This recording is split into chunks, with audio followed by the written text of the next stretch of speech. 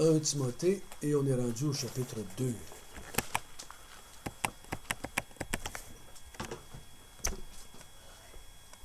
Il y a une différence dans deux sortes de choses qu'il faut faire attention dans les Écritures quand on lit, quand on étudie. Il y a ce qu'on appelle en théologie les absolus et les non-absolus. Et c'est pas facile dans les églises évangéliques toujours de faire la différence entre ce qu'on appelle des absolus et des non-absolus. Certaines églises ont des absolus que d'autres églises semblent ne pas avoir, et vice-versa. Et souvent, il va y avoir des querelles, il va y avoir des divisions à ces niveaux-là. Certains chrétiens vont dire que si tu ne fais pas telle chose, tu pêches. D'autres chrétiens disent non, c'est pas un absolu. Et là, chacun a ses petites idées différentes par rapport à ça. Et l'apôtre Paul, ici, dans cette lettre-là, à Timothée, tout le restant de l'épître maintenant, on commence au chapitre 2 jusqu'au chapitre 6. On va avoir le même titre pour tous les sermons. Ça va être règles de conduite dans l'Église. Il va donner des règles de conduite dans l'Église. Donc, comment faire des choses dans l'Église locale. Et ce qu'il va nous parler, il va nous parler des absolus. Il ne nous parlera pas des non-absolus. Okay? Et, parce que les non-absolus sont variables, souvent dans différentes églises, différentes cultures, différents temps dans l'histoire. Et on fait plus attention à ça. Dans certaines églises, si l'enseignant, sa femme, ils ont été séparés, il ne pourra pas être pasteur. Il y en a d'autres qui disent, ben non, ça n'a pas de différence. C'est ça. Donc, des fois, ils vont. Ils mettent des absolus. Ouais, c'est ça. Et c'est pas toujours facile de savoir, des fois, qui a raison et qui n'a pas raison. Donc, il faut aller aux Écritures. Et quand c'est pas assez clair, ben là, il y a l'absolu de l'acceptation de l'un et l'autre, de l'amour l'un pour l'autre, du respect de l'un et de l'autre. Ça, c'est l'absolu qui devrait être par-dessus tout ça. Et donc, des fois, c'est pas clair comme on voudrait. D'autres fois, c'est plus clair qu'on voudrait. Et donc, c'est juste prendre ça en considération. N'avez-vous, par exemple, voulez-vous m'en nommer des absolus que vous connaissez, des choses qu'on n'a pas le choix, c'est là. Sauvé par grâce. OK. La théologie du salut par grâce en Jésus-Christ, ça c'est un absolu.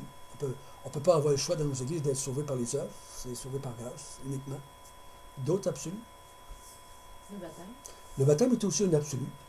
Ce n'est pas un choix que nous avons.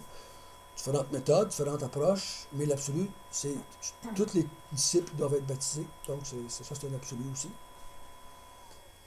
On pourrait en nommer, d'en mettre des absolus. L'absolu, c'est la prière.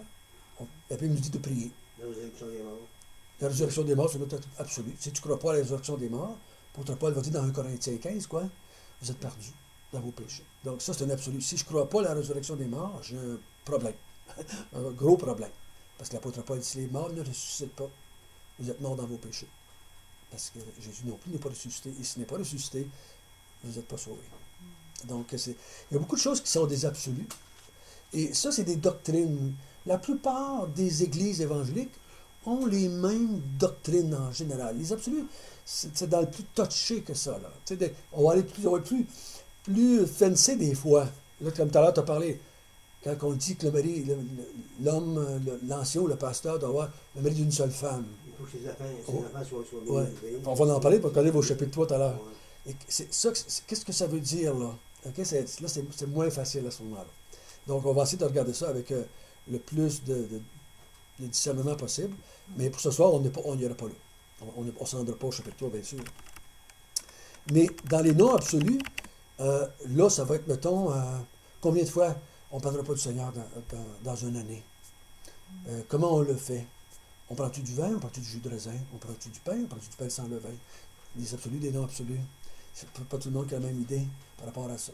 Donc, il y a des petites choses de même qui reviennent à travers l'histoire de l'Église. Et si vous étudiez l'histoire de l'Église, vous allez voir que l'Église a changé d'opinion à des bouts.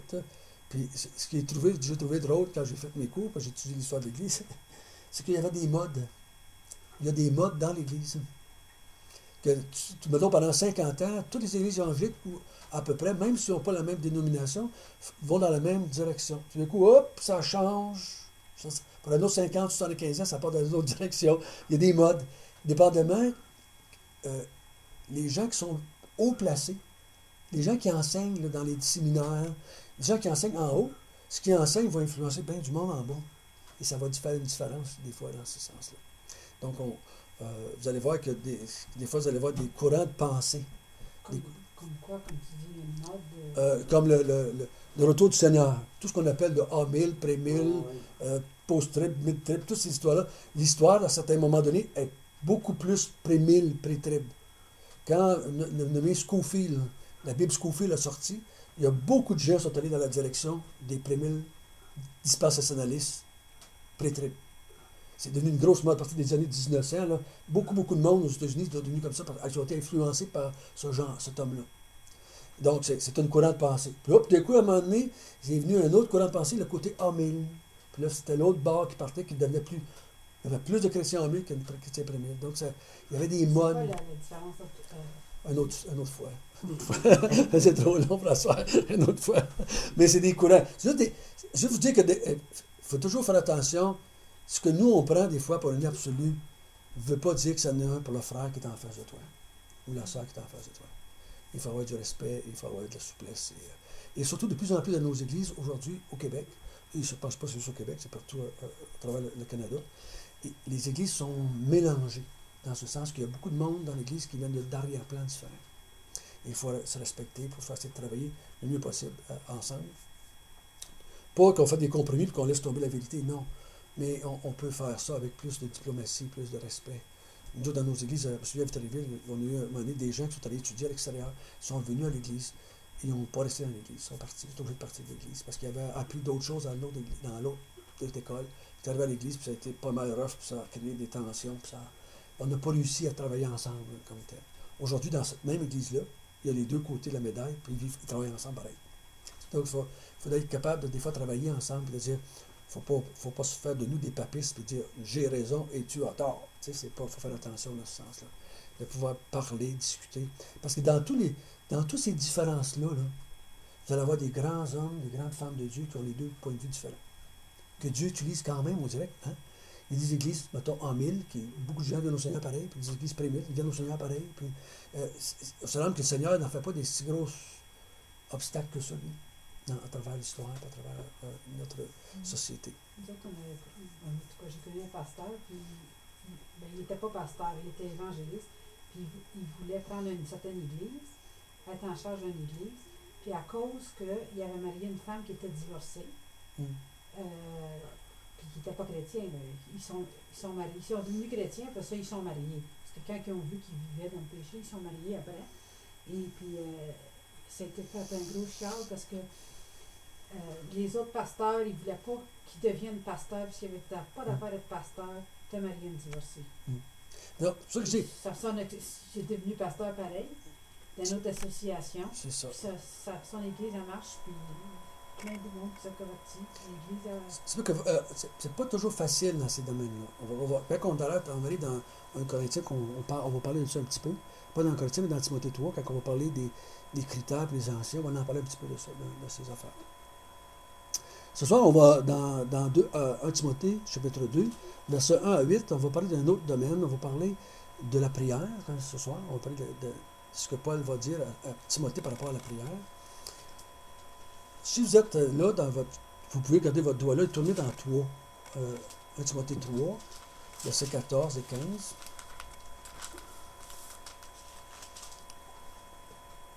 Quelqu'un voudrait le lire? 14 et 15? Oui. Je t'écris cette lettre, mais en espérant aller te voir bientôt. Cependant, si je tarde à te rejoindre, cette lettre te permettra de savoir comment il faut se conduire dans la famille de Dieu, c'est-à-dire dans l'Église du Dieu vivant, qui est la colonne et le soutien de l'unité. Donc, Paul il va donner à Timothée des directives pour savoir comment se conduire dans l'Église de Dieu. Et vous allez voir que ce qu'il va dire, c'est écrit dans la Bible, et on l'a répandu à travers l'histoire de l'Église, à travers le monde chrétien. Donc, ce qu'il a dit, c'est un absolu, parce que ça s'est parti comme ça. Tout le monde l'a eu dans la Bible. Maintenant, l'application de ça, des fois, ça va jouer un petit peu de comment ça va se faire. Mais il dit bien, afin que tu saches comment te conduire dans l'Église de Dieu. Donc, il va nous donner des instructions, des principes, pour qu'on puisse savoir comment faire les choses dans l'Église. Puis même là, par exemple, on sait bien que toutes les églises ont la même Bible, ou à peu près la même Bible, puis ils n'arrivent pas toutes à la même conclusion. Et donc, il faut être patient de voir comment les gens voient les choses à travers leur vie dans l'Église. Et c'est un des sujets qui est touché, c'est la prière. Dans la prière, même dans les églises, c'est différentes façons de voir, différentes façons de faire, différentes façons de donner. Et c'est pas facile tout le temps. Donc, on va en parler un petit peu, puis on va essayer de tirer, non pas ce qui nous différencie, mais que tous les chrétiens croient à travers l'Église et tout ce que les chrétiens veulent mettre en pratique dans leur vie. Donc, on va lire à partir du chapitre 2, verset 1. Je vais lire pour le bénéfice, parce que j'enregistre, on fait l'enregistrement. J'exhorte donc, avant toute chose, à faire des prières, des supplications, des requêtes, des actions de grâce pour tous les hommes, pour les rois, pour tous ceux qui sont élevés en dignité, afin que nous menions une vie paisible et tranquille, en toute piété et honnêteté.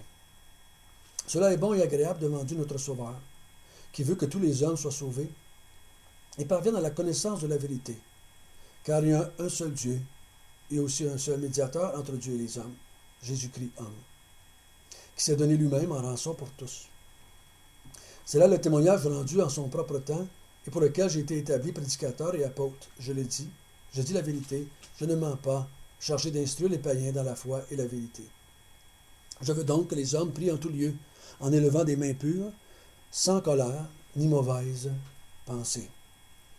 Donc ici, Paul, on voit bien qu'il parle de la prière. Il veut que l'Église prie. Il va donner certains principes, certaines règles pour diriger cela, pour conduire la prière dans l'Église. Et donc, la première chose qu'il va dire, il veut au verset 1 qu'on fasse toutes sortes de prières. Hein? Il dit, avant toute chose, faites des prières, des supplications, des requêtes, des actions de grâce. Donc, il nomme 4 sortes de choses là. Quelle différence vous faites dans les 3 premiers? Prière, supplication, requête. Voyez-vous des différences là-dedans? Bon, non, si c'est pas vraiment toute la même chose, ça veut dire à peu près pareil. Je vois ça que ça, c'est des demandes, tandis que le remerciement, c'est... Là, je ne l'ai pas oublié, je n'ai pas mentionné Non, celui-là. c'est ça, mais Ok, la ça, c'est- différence entre celui-là... Prière, ouais, non, là, c'est des actions de grâce. Ça, on sait que c'est des remerciements qu'on fait. Et l'autre, c'est les prières, les supplications et les requêtes. Je dirais que c'est probablement des synonymes ou des choses qui se ressemblent beaucoup. J'ai fait des recherches dans différentes traductions, dans le grec, ça se ressemble à peu près à tout. Certaines, il y a des sentiments qui s'ajoutent dans le sens de supplier, de demander. Merci. Fait que donc, mais il dit qu'il encourage les chrétiens à faire toutes sortes de prières et de requêtes, de supplications. Et ensuite, il dit, et des actions de grâce pour tous les hommes. Pour tous les hommes. Donc, il faut se mettre dans le contexte ici d'un Timothée où est-ce qu'il y a des problèmes dans l'Église, on se souvient, des faux docteurs, des gens qui étaient des Juifs, qui avaient de la difficulté, qui voulaient ramener certains chrétiens sous la loi. Hein, on a vu ça dans le chapitre 1, ils enseignent la loi, mais ils ne savent pas de ce qu'ils prêchent, ils ne savent pas ce qu'ils disent, ils n'en comprennent pas la loi, et ils se trompent eux-mêmes, puis ils trompent les autres dans ce sens-là. Donc, on va voir que vers la fin de notre texte, il parle de prier pour tout le monde. Les chrétiens, dans un temps de difficulté ou de persécution, parce que dans le temps de l'Église, où ce que Paul priait, l'Église était sous une forte persécution de la part des Romains et de la part de l'Empire romain.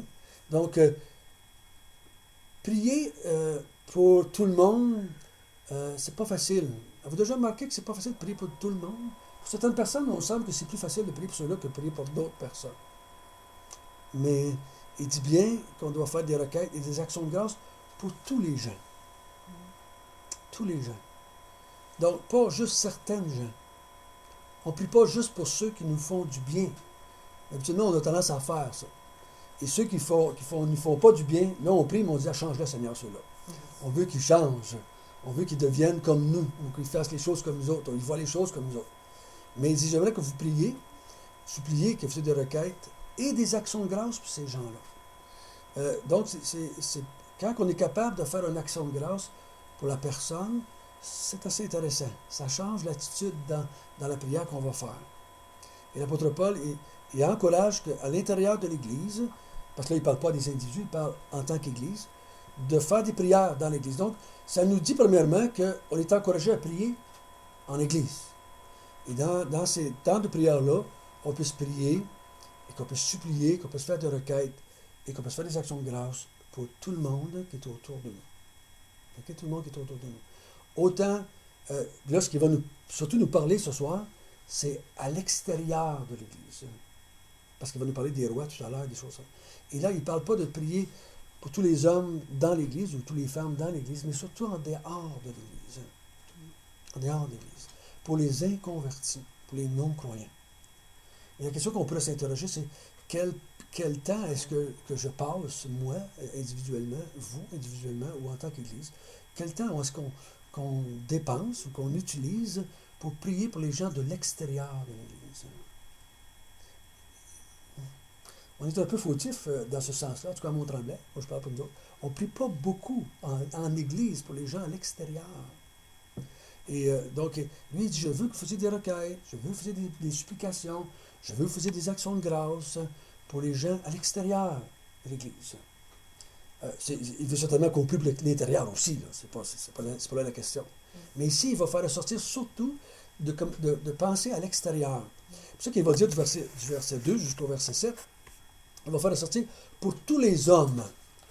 Et ensuite, il va dire pour les rois et pour les autorités. Donc, il va s'adresser de prier pour les gens qui sont en place. Moi, je dis tous les hommes, c'est plutôt d'une façon très générale, hein, hommes et femmes, de façon très générale. Et aussi de façon spécifique pour les rois et les autorités en place. Et on va voir tout à l'heure pourquoi il dit ça. Il y a une raison pourquoi il dit cela. Parce que, et là, on pourrait se poser la question à nous encore ce soir. Quel temps est-ce que je passe du temps pour intercéder, pour prier, pour les gens qui nous dirigent, pour les autorités en place? Nous, ce n'est pas des rois, c'est des gouvernements aujourd'hui qu'on a dans notre pays. Ça pourrait être aussi pour être un roi ailleurs, si vous en connaissez, que vous voulez prier pour eux autres, c'est correct. Mais il dit, j'aimerais ça que vous priez pour ces gens-là, et c'est très important que l'Église...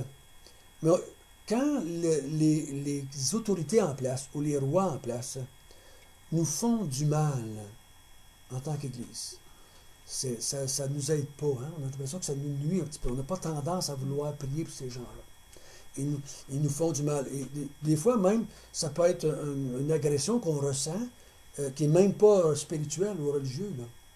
Ça pourrait être, on est malmené monétairement, on est malmené physiquement par les autorités. Et là, en tant que chrétien, est-ce qu'on est porté à prier quand même pour ces gens-là? Parce qu'il y a des pays où les gens sont très malmenés par les rois ou les gouvernements. Ça n'a pas d'affaire avec la religion. Là. Et les plaintes que vous faites, que je fais par rapport à notre gouvernement, souvent, on ne devrait pas en faire, mais on en fait. Ça n'a pas toujours rapport avec la religion. N'est-ce pas? Ça n'a pas toujours rapport avec la religion. Là. Ça a rapport avec bien d'autres affaires. Des fois, ça a rapport avec un signe de pièce. Souvent, quand ça touche notre portefeuille, on réagit fort. On n'aime pas ça, puis on réagit. Puis là, on réagit. Plutôt de s'arrêter de prier, on critique. Hein? C'est notre tendance de pécheur qui ressort.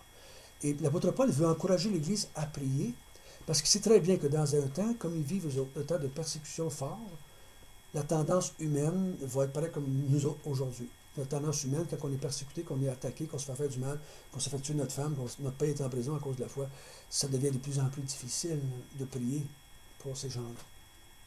Mais Paul, il veut aller un petit peu de l'avant, puis il veut comme les dites de prier, puis il dit au verset 2c, dans la fin du deuxième, il donne les raisons. Regardez les raisons qu'il donne.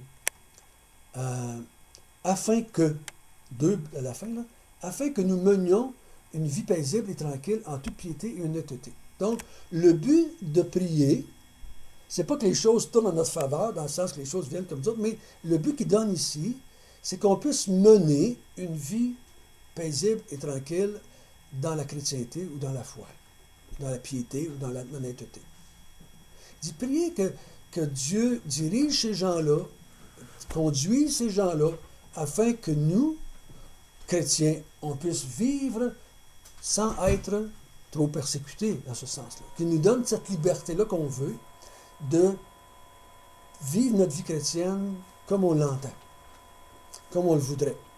Donc, c'est très important parce que vous allez voir, ça va influencer un autre domaine de notre vie. Mais il dit, si on, là il dit au verset 3, cela est bon et agréable devant Dieu notre Sauveur. Donc il dit, si on prie pour ces gens-là, on fait des requêtes, des prières, des supplications, des actions de grâce, afin qu'on ait une vie tranquille, une vie paisible, une vie où on est permis de vivre notre foi. C'est agréable à Dieu de vivre comme ça. Le but, ce n'est pas d'éviter la persécution, ou on ne veut pas vivre une vie de sainteté pour être agréable aux hommes, mais premièrement parce que c'est agréable à Dieu. C'est agréable à Dieu de vivre de même. Donc vous devriez prier pour avoir la possibilité de vivre de même, parce que vivre de même, c'est agréable à Dieu. Et ce n'est pas de vivre de même pour être un bon témoignage aux autres. Ce n'est pas ça le but premier. Je dirais même que ce n'est pas le but du tout. Mais en vivant comme cela, pour nous, pour être agréable à Dieu, automatiquement, notre témoignage va être bon. Hein? Si on vit dans la piété et dans l'honnêteté et qu'on vit l'Évangile, notre témoignage va être bon, c'est certain. Mais on ne le fait pas pour que notre témoignage soit bon. Des fois, on va prier, on va dire, Seigneur, fais que mon témoignage soit bon. Ça ne devrait pas être ça qui nous préoccupe le plus. Ça devrait être agréable à Dieu qui nous préoccupe le plus. Si c'est agréable à Dieu, c'est correct. Ça peut être bien accepté par les inconvertis ou ça peut être mal accepté par les inconvertis. Mais qu'est-ce qu'on va faire? On va s'arrêter? Ben non. On va continuer quand même parce que c'est agréable à Dieu. Et en le faisant, si c'est par grâce de Dieu, ça devient un impact alentour de nous. Fantastique. Merveilleux. Mais l'apôtre Paul dit, priez pour les autorités, priez pour les rois, priez pour votre gouvernement, priez pour votre ville, priez pour les gens autour de vous, afin qu'elle vous donne cette liberté-là que vous désirez avoir, afin de vivre votre vie chrétienne pour la gloire de Dieu et pour être agréable à Dieu. Mais si je vis ma vie, si je prie que je être un bon témoignage, dans ma tête à moi, en tout cas, automatiquement, c'est pour être agréable à Dieu. C'est pour que les gens... Moi, en tout cas, pour moi, quand je demande au Seigneur de m'aider à être un bon témoignage, c'est parce que je veux être agréable à Dieu. Je veux que les gens viennent à connaître le Seigneur. Je crois que tu dis vrai dans ce certain sens. Tu vas juste verrer la phrase sur l'autre bord. Okay? Donc, mais je vais le marquer, en tout cas dans ma vie, que quand je le fais pour que ce soit un bon témoignage pour les gens et qu'ils réagissent mal, j'ai une réaction. Mais pas toujours bonne. Pas toujours bonne. Mais quand je le fais pour Dieu et que Dieu, je sais que j'ai été agréable à Dieu, même si j'ai une mauvaise réaction, c'est moins dur pour moi de continuer à le faire. J'ai remarqué ça dans ma vie personnelle. C'est moins difficile. Parce que là, je ne le faisais pas. Parce que quand on a une attente de la part des gens, on réagit à cette attente-là, qui ne vient pas. On réagit à ça. J'ai vu dans ma vie chrétienne beaucoup de gens qui ont un témoignage dans leur famille et que les familles, des fois, les ont rejetés. Et là, on écoute ces chrétiens-là parler, puis ils parlent en mal de leur famille après. T'es comme ça, puis jamais bien le savoir, puis ils critiquent les familles. Parce qu'ils sont en réaction à ce qu'on les a rejetés. Et donc, il faut faire attention. Et je crois que le langage ici, et surtout que cela est bon à Dieu. Cela est agréable à Dieu. Donc, il dit, priez cela parce que il ne faut pas qu'il vous empêche de faire les choses qui soient agréables à Dieu. Dans ce sens-là. Donc, je crois que c'est le but que l'apôtre Paul ici a. Et là, il vient avec un deuxième côté qui veut que tous les hommes soient sauvés et parviennent à la connaissance de la vérité. Donc, si je peux vivre ma vie chrétienne parmi les inconvertis pour la gloire de Dieu, ça va être ma façon de les approcher pour qu'ils soient sauvés. Parce que si je ne peux pas vivre ma vie chrétienne et qu'on m'empêche de parler de la foi, bien, ils ne peuvent pas être sauvés.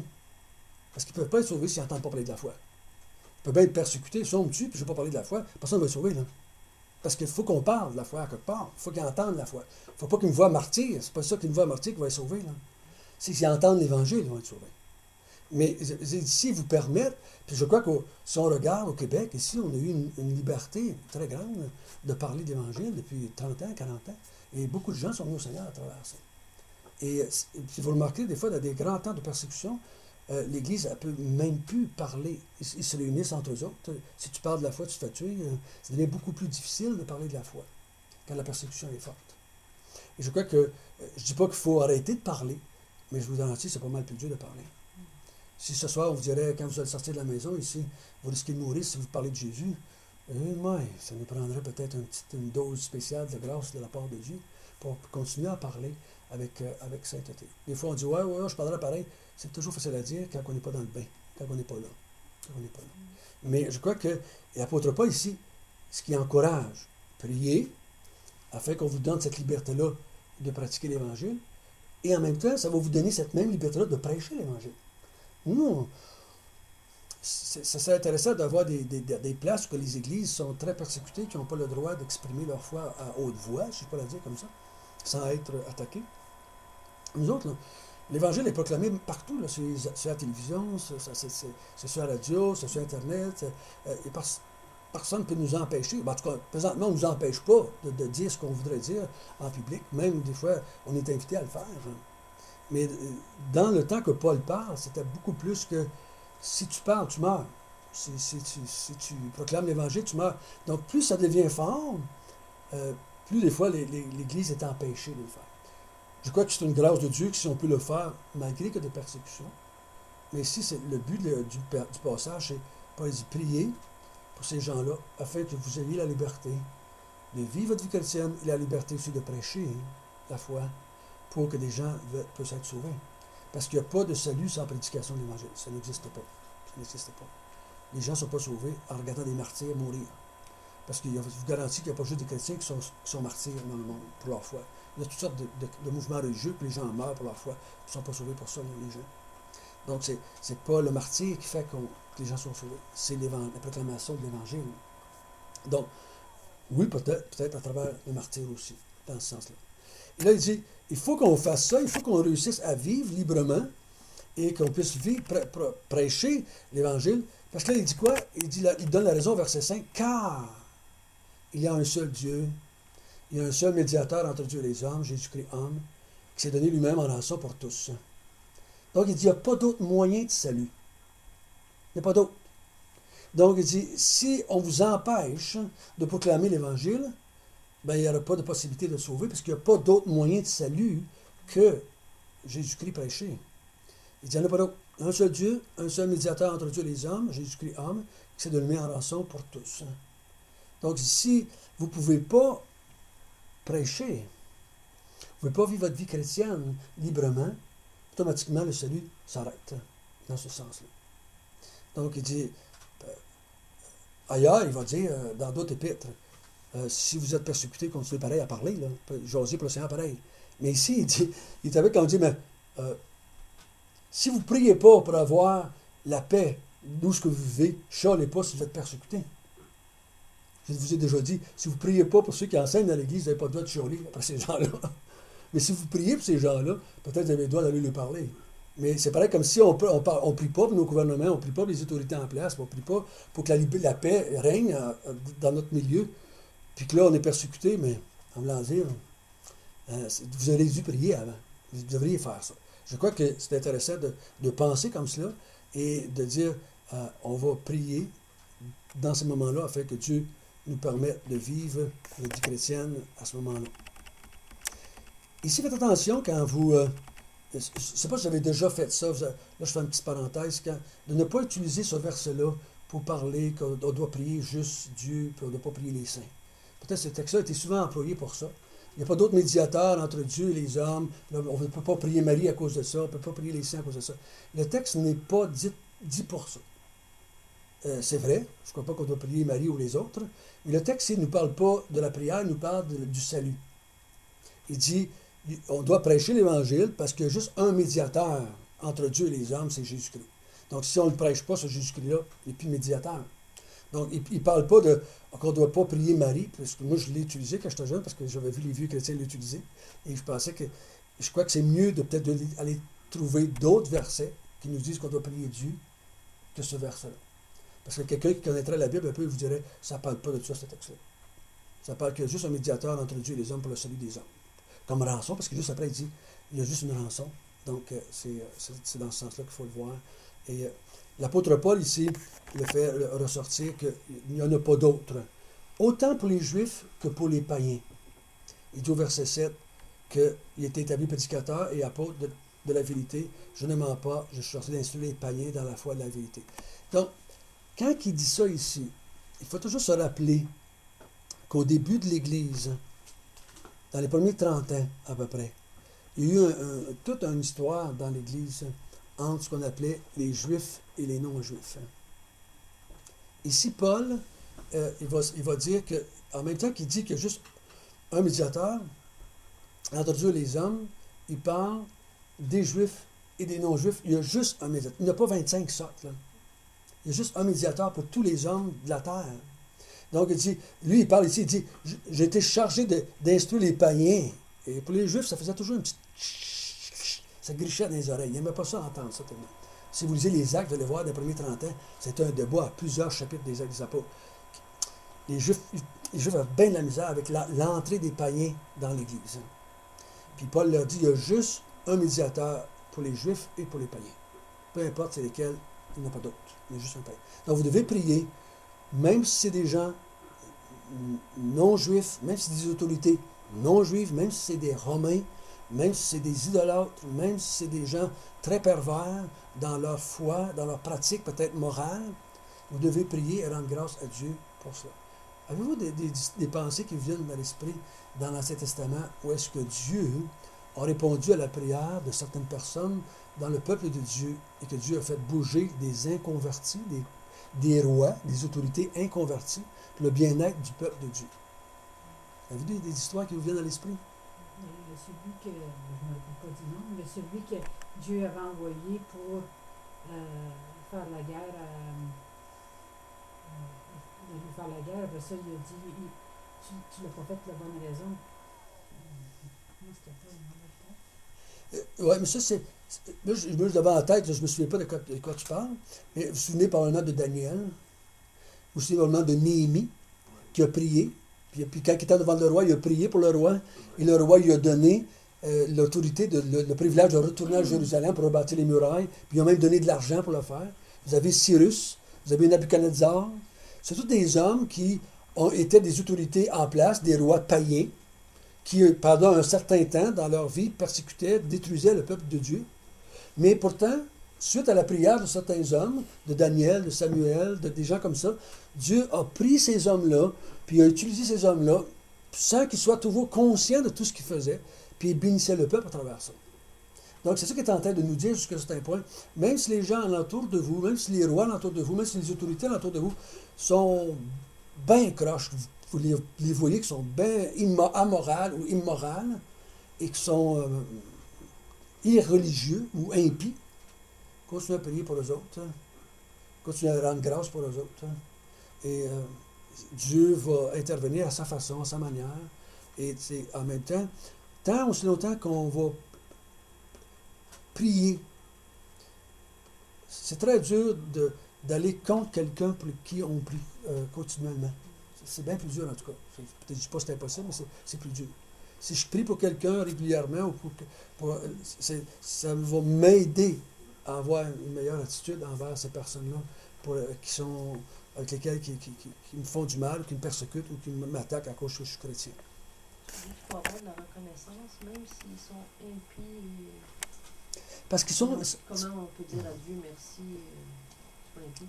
Un exemple, après-midi, j'étais avec mon garçon, puis on jasait, puis à un moment donné, on a eu une discussion, puis là, mon garçon, il dit, qui n'est pas croyant, donc ça, il dit, il dit, on est-tu bien au Québec, au Canada, nos gouvernements, on chiale, mais il dit, ils nous font du bien. Ils nous font du bien. On est bien mieux ici que dans ces pays-là, où ils sont malmenés ou attaqués. Ça pourrait être ça. On pourrait juste remercier Dieu qu'on a la liberté présentement au Québec de prêcher l'Évangile. On peut remercier Dieu que le gouvernement fait des choses, puis on a les soins médicaux gratis. Là. Il y a peut-être bien d'entre nous qui souffriraient parce qu'ils n'ont pas les soins médicaux gratis. Il y a toutes sortes de choses que le gouvernement a fait c'est une bénédiction. Nous, on prend ça pour acquis au star. Hein? On voit que le gouvernement, on a plus porté à critiquer parce qu'il prend nos impôts, puis on ne voit pas les services qu'ils nous donnent souvent avec ça. Mais quand mon garçon est plus sensibilisé depuis quelque temps parce qu'il a été dans d'autres pays, puis qu'il a vu la difficulté que les gens vivent dans ces pays-là, puis il dit, boy, on est bien au Québec.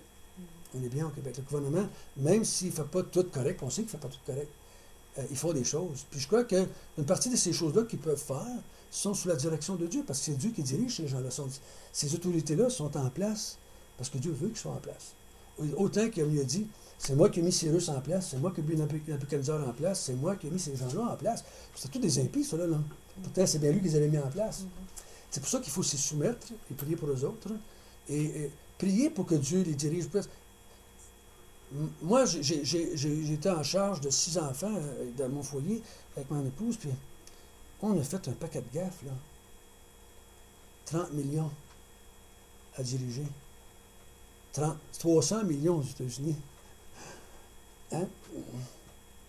Si on a de la misère avec nos 3-4 et nos 5-6 dans nos maisons, on prend toujours les bonnes décisions. Pensez-vous que vous seriez capable de prendre toujours les bonnes décisions si vous aviez 30 millions à diriger?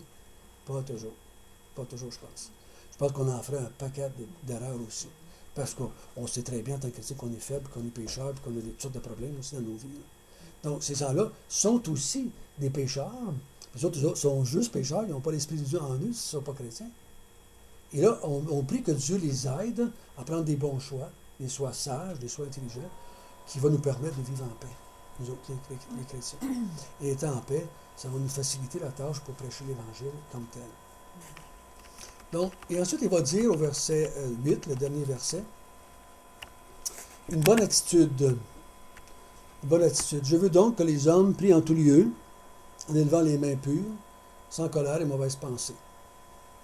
Ça se peut-tu qu'on... Est-ce que Paul dit ça pour rien, que quand on prie, on n'a jamais de mauvaise pensée? On n'est jamais en colère? Parce il semble qu'il dit il présuppose que ça arrive des fois, en tout cas. Il dit, je veux donc que les hommes prient en tout lieu, en élevant des mains pures, sans colère ni mauvaise pensée. Donc, je crois que des fois, il y a une certaine réticence, une certaine amertume dans nos vies, surtout quand on est des gens qui nous attaquent, des gens qui nous font du mal, qui nous blesseraient à cause qu'on est croyants.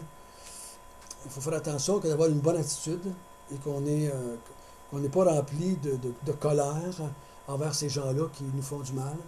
Et qu'on ne doit pas prier parce que, bon, on est bien obligé, il faut bien prier, là, tu sais, là.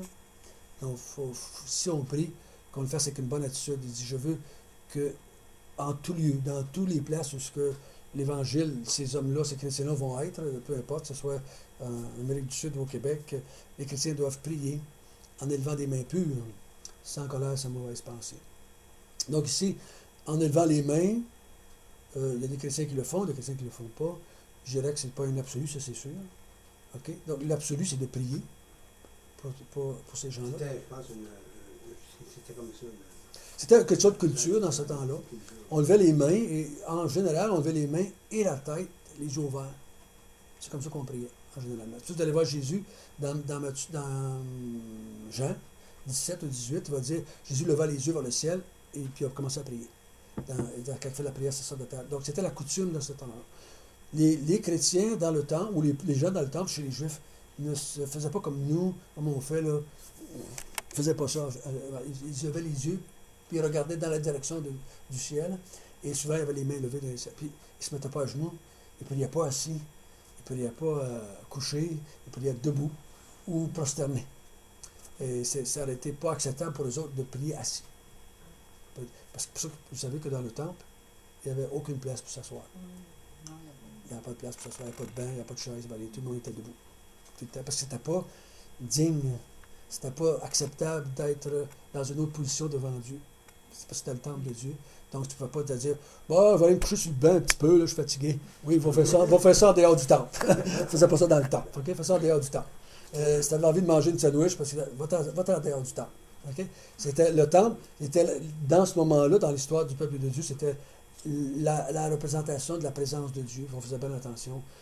C'est pour ça que vous allez voir dans le temple, les païens avaient le droit d'aller jusqu'à certaines places, les juifs femmes jusqu'à certaines places, les juifs hommes jusqu'à une autre place, et les prêtres jusqu'à une autre place, puis les souverains supérieurs jusqu'à une autre place. Donc le temple était divisé en parties, et selon ton statut, tu ne pouvais pas aller plus loin. Mais dans les synagogues, C'est pas le temple, c'est la synagogue. Okay. Ça, c'était une autre affaire. Le temple, je parle. Okay. Le temple, c'était juste c'était vraiment compartimenté. Et c'est pour ça qu'à un moment donné, on veut tuer Paul dans les Actes des Apôtres, parce qu'ils ont dit qu'il a introduit dans le temple des païens. Donc, il avait amené des gens là qui n'auraient pas dû être là. dans le temple. Donc, il y avait des façons de faire. Et donc, il ne faut pas transmettre la culture. Il faut transmettre l'absolu. L'absolu, c'est la prière. Quelle position je vais prendre dans ma prière? Souvent, ça va refléter ma culture, mon état d'âme, quand les Juifs se mettaient à genoux, prosternés, ou qui se mettaient, souvent, ça manifestait un état d'âme dans lequel ils se trouvaient à ce moment-là. Mais je n'ai pas à imiter leur façon de faire. Mais je dois prier, ça c'est sûr. Et je dois prier avec des mains sans colère ou des mains sans mauvaise pensée ou des prières qui sont avec une bonne raison, une bonne attitude envers ces gens-là. Et donc, moi je vous dis, c'est autant pour moi aussi, si j'ai de l'amertume contre les autorités qui m'entourent, ça va être bien dur de prier pour eux autres, avec une bonne attitude. Souvent, il faut que je règle mon attitude avant de prier pour eux autres. Et là, je vais commencer par prier pour moi. Seigneur, règle mon attitude envers ces gens-là. Et afin que je puisse les aimer, afin que je puisse leur faire du bien. Si on se donnait à tous les citoyens, chrétiens ou pas chrétiens, mais même juste les chrétiens, si on se donne à tous comme défi, qu'est-ce que je peux faire pour faciliter le travail de nos dirigeants? Mon ami, c'est la face du globe changerait. Et si on ferait juste se dire ça, qu'est-ce que je peux faire aujourd'hui pour aider les dirigeants de mon pays? Qui m'ait fait du mal ou pas, ça n'a pas d'importance. Là. Qu'est-ce que je peux faire pour les aider aujourd'hui? C'est toute une attitude différente. Comment est-ce que je peux l'aider? Dans quel domaine je pourrais prier? Je me souviens, j'avais fait ça à Val-d'Or. Quand j'avais arrivé à Val-d'Or, j'avais été voir le maire de la ville. J'avais dit à l'église, on était en réunion de prière, j'avais dit à l'église, je ne serai pas à la réunion de prière ce soir, j'ai un rendez-vous avec le maire et je vais aller lui parler. J'aimais ça, vous priez pour moi pendant que je vais être là. Et j'avais été le voir, puis j'avais été lui partager ma foi, j'avais été lui donner une Bible, et j'avais été lui dire qu'on était pour prier pour lui, pendant qu'on serait à Val-d'Or. Nous, on va prier parce que Dieu vous a confié un travail en tant que maire de la ville, puis on va prier pour vous en tant que maire, en tant que conseiller, afin que Dieu vous donne la grâce de bien diriger la ville de Mont-Tremblant. Et si vous faites ça, et que nous, on fait notre rôle en tant qu'Église, parce que nous, on a un autre rôle que vous, Dieu nous a confié un autre rôle, c'est le côté spirituel, il dit on va avoir une belle ville. Une belle ville. Et c'était une chose, je ne dis pas que tout le monde doit faire ça, j'ai eu à cœur de faire à ce moment-là, je l'ai fait. C'est juste de dire, puis à chaque fois que j'ai vu le maire par après, que je me dis, il se souvenait de moi, j'étais un numéro pour lui, là, il se souvenait de moi pour en moquerie ou d'autres choses, mais quand il me voyait, il me disait, oups, ça c'est le pasteur Baptiste qui est venu me voir. On avait fait une dédicace, une belle Bible, là, qu'on avait dédicacée de la part de l'Église, qu'on lui avait donné ça. Donc, c'était une belle approche, puis c'est très dur pour lui de me crier des bêtises. Là. On venait pour lui offrir des prières. Puis il a réagi comme quasiment tous les dirigeants vont faire. Merci. On apprécie que. Puis j'avais dit au nom de l'Église, si on peut faire de quoi pour vous aider, vous nous direz, on peut faire ce qu'on a. On va faire ce qu'on peut. Ça ne veut pas dire que l'Église de Val-d'Or n'a jamais péché contre les autorités après ça. Là. Mais je crois que c'était une attitude qu'on devait développer dans nos vies personnelles. Puis pas juste les gouvernements, toutes les autorités en place. Ça va de pair, dans ce sens-là. Et je crois qu'on aurait moins de misère à vivre en harmonie avec ces gens-là. Et c'est ça que Paul veut faire ressortir ici. Donc, il dit, dans l'Église, je veux qu'on prie pour les autorités qui sont en dehors de l'Église, afin qu'ils nous donnent la liberté de vivre librement notre foi et qu'on puisse proclamer l'Évangile afin que des gens puissent être sauvés. Donc, c'est un résumé là, dans ce sens-là. Donc, on devrait s'encourager les uns les autres à prier pour les autorités au lieu de les critiquer ou les chialer, parce que ça, on semble qu'on sait le faire tout seul, on n'a pas besoin d'être encouragé. Donc, prions ensemble que le Seigneur puisse nous aider dans ce domaine-là. On va terminer dans un mot de prière, si vous voulez bien. Notre Père du ciel, j'avoue bien notre faiblesse, ma faiblesse. C'est pas toujours évident. Et dans notre nature de pécheur, on a tendance plutôt à chialer, à critiquer, au lieu de tendre la main, au lieu d'offrir des services. Ils ne sont pas parfaits, on le sait, mais nous ne le sommes pas non plus. Ils ne jouent pas toujours leur rôle, mais on ne joue pas toujours le nôtre non plus. Seigneur, on te prie que tu puisses nous aider individuellement, en Église, à prier pour les autorités que tu as établies autour de nous. Non pas juste parce qu'on va avoir une vie plus facile, pour que ce soit juste pour nous, de façon personnelle, mais pour qu'on puisse vivre d'une façon agréable pour toi et pour qu'on puisse proclamer l'Évangile. C'est l'Évangile qui est le seul moyen d'être sauvé. Guide-nous, Seigneur. Nous t'en prions au nom de Jésus. Amen.